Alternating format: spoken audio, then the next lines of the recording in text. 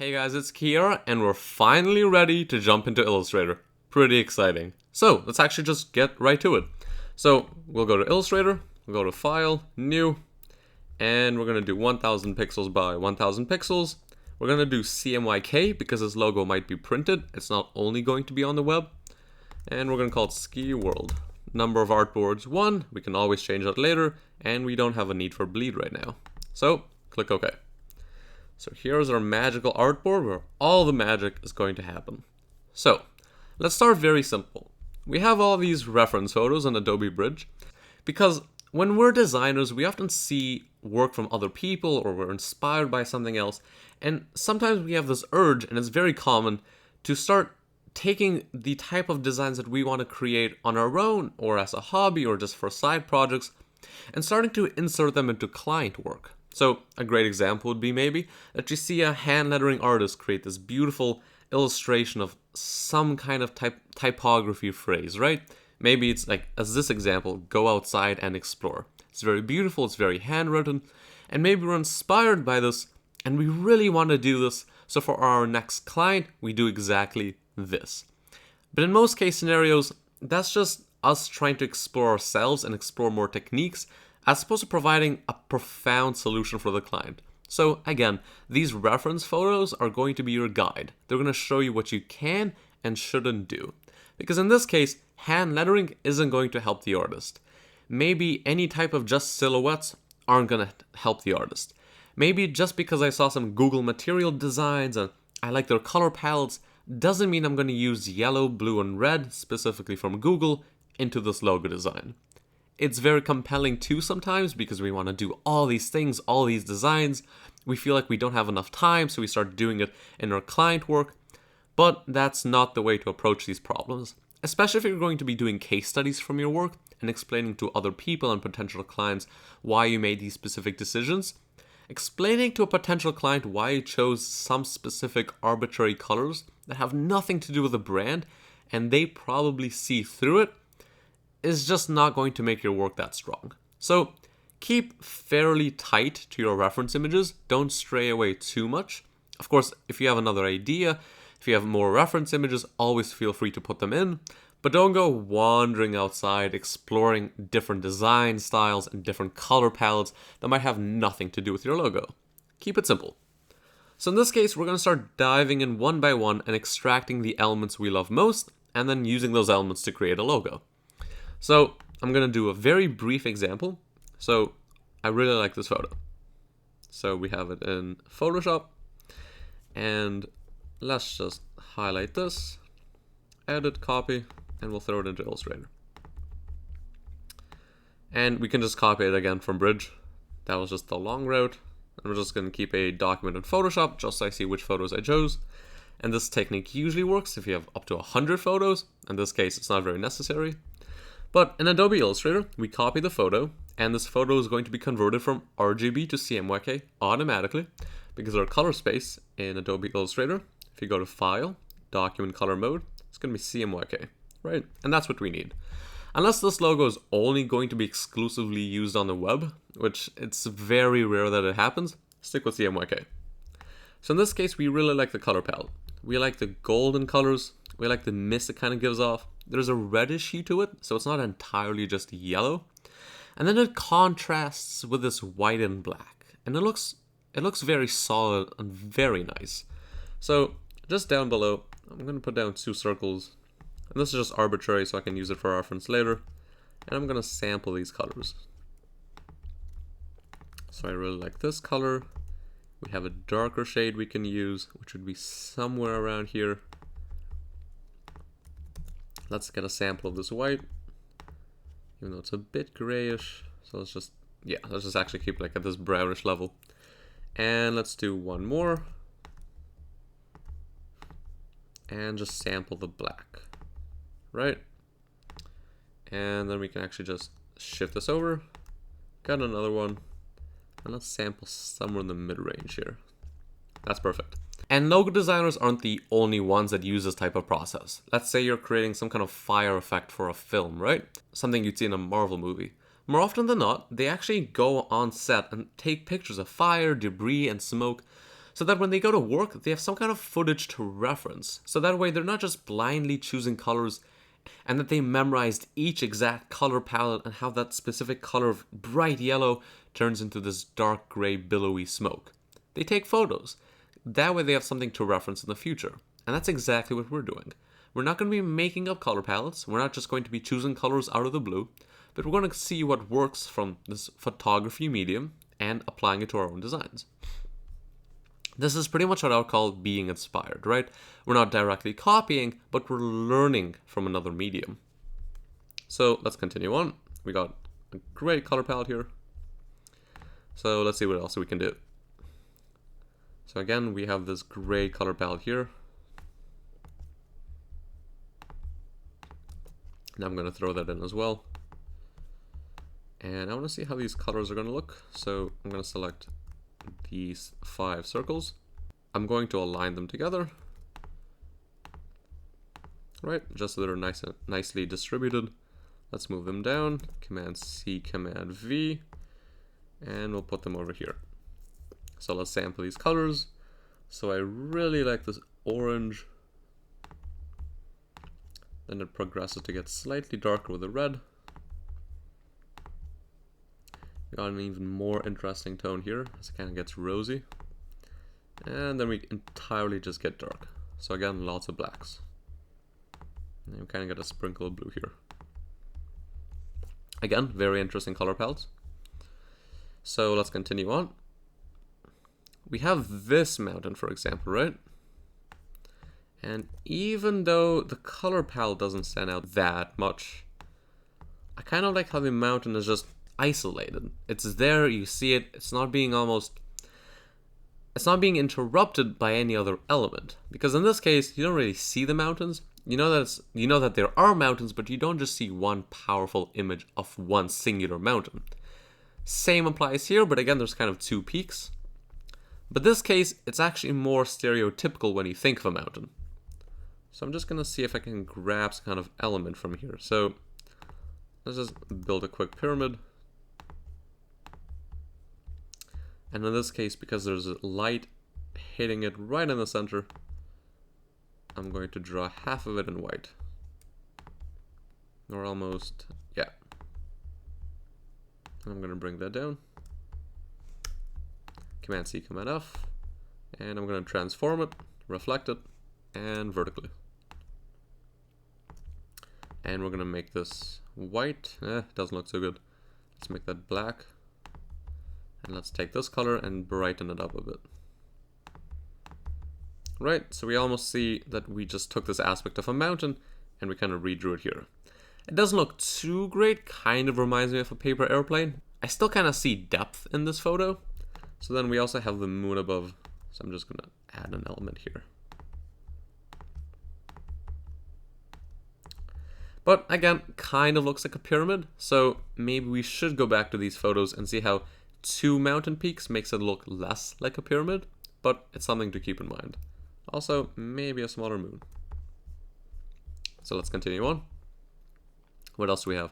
We have the circular composition. It looks pretty nice, but there's not much I can do at this stage of the game, though it's pretty important to keep in mind. We have the silhouettes, which is pretty much what we're doing here again. Right, we got the silhouettes intact. Yep. Let's see what else we have. We have this orangey color.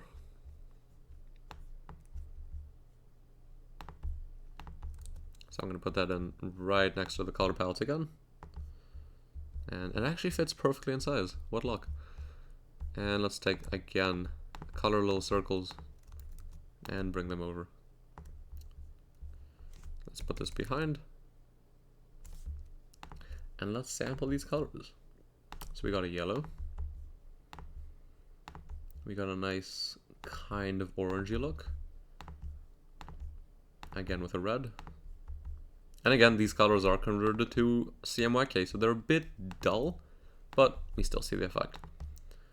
And black again. So again, very common tones. You have oranges, and then you have blacks. Very dark colors. So then maybe we could apply the same principle here. Black. And let's bring this over here. So, interesting idea. Already kind of hints at it. So let's say we can actually build another pyramid inside of this, as if there's a light bounce happening.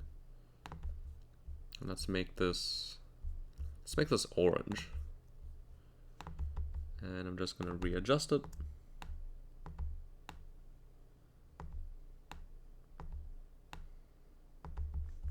And yeah, almost looks like the sun is hitting it. But the effect isn't very prominent, so maybe if we go back and give it a darker red, but that doesn't look too great. And these don't look too great either. But actually making it black looks pretty good. And let's just keep this. For the purpose of references, I think this does the job. And if we actually expand this all the way to the other side, no, doesn't work. So we'll keep it like this.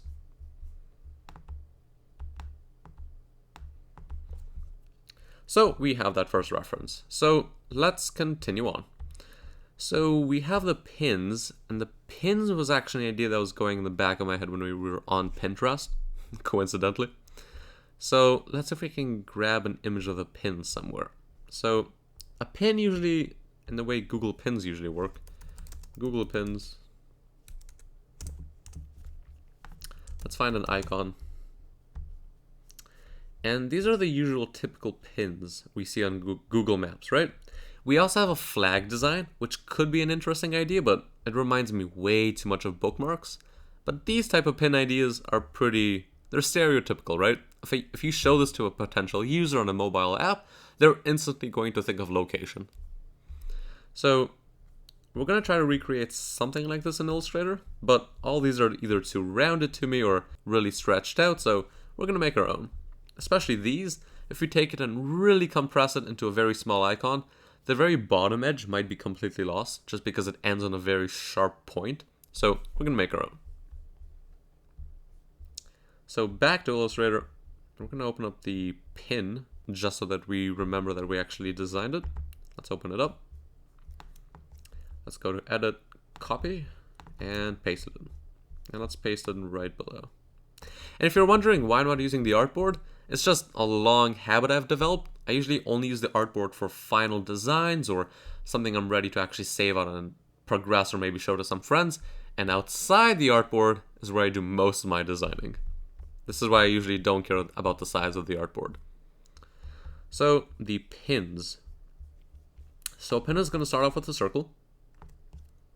And we're going to use mostly geometric shapes. So let's say if we can take a square. And we're going to draw it exactly in the center. And you'll get this green text pop up center. We're going to hold Shift and Alt and we'll drag it out. Let's make it a different color so we can visualize it better. So I'm going to rotate it. And I'm going to put it all the way down. And I'm going to compress it. Just so that this edge lines up with the outer rim of the circle. And this looks good. And let's just call that our pin, right? Two geometric shapes, very simple. Looks good from afar. I kind of quite like that. And if we did something like this, for example, right? Something very stretched out. I feel that the pin would start to lose its shape and start to look like an ice cream cone. Just my personal preference. So I'm going to keep it very tight. So in our case, this is a pin, and pins usually have a circle in the middle. So we'll find that intersect point and then the center point. We'll draw it out. Let's make the pin gray so it looks as though it's transparent, but it's really just a gray color. We'll drag it down, and there we go. We have a pin logo. So I'm going to put this right beneath. Rightio. So we got the pin logo. What else do we have? We have silhouettes. Again, we did that before. We have the circle composition, but circle composition we kind of hinted at with the pin logo. Because again, we're using circles, right? As our main composition. And what else do we have? We have the ski goggles. So I think that's actually a pretty good idea too. So I'm going to select it, edit, copy, and we'll paste it in below again. And we're just going to quickly trace this form. So we only need half of it, right? So I'm going to start from up top. Or let's start from here, go straight up, and just put a point here. And we don't want it to fill out immediately. That way we won't actually see what we're tracing. So I'm going to dim the opacity. I'm going to anchor point this, hold shift, kind of push it out a bit.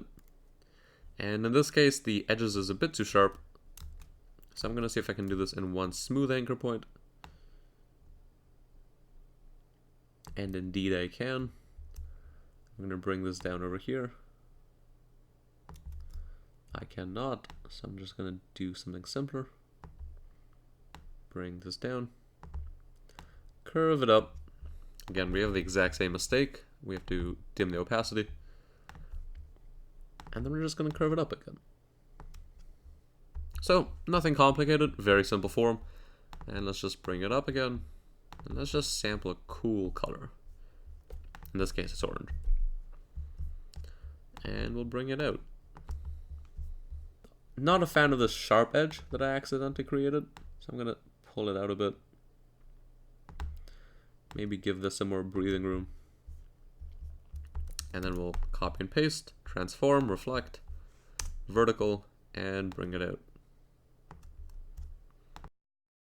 Alright, so that pretty much looks like ski goggles. I don't see anything else from it at this current point.